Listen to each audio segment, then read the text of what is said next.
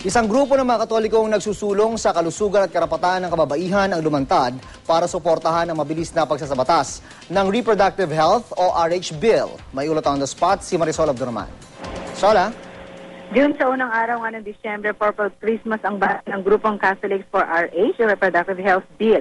Suot ang mga lilang t-shirt, mascara at star, pinagsigawan ng grupo na ang reproductive health ay isang karapatang pantao. Kaya naman itinaon nila ang aktibidad ngayong unang araw ng Human Rights Month, anuman ang kasarian. Ayon sa Catholics for RH, lumalala ang problema sa kalusugan sa bansa. Isa nga lang dito ang reproductive health. Nasa 15 daw na namamatay na mga buntis kada araw dahil nga ito sa komplikasyon. Ito ay ayon daw sa DOH. Ayon pa sa grupo, sa talaraw ng DOH, lumalala nga ang mga ganitong problema.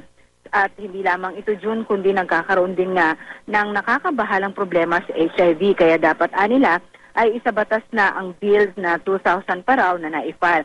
Aminado naman ang executive director ng grupo na si Vic Chua na mahirap nga ang kanilang laban, lalo pa simbahang Katolika ang kanilang nakakalaban dito. Pero ito raw ay usapin hindi lamang ng relihiyon kundi ng kalusugan at karapatan.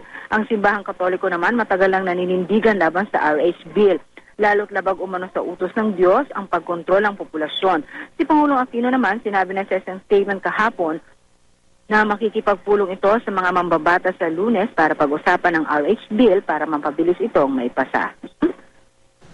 Maraming salamat, Marisol Abdurrahman.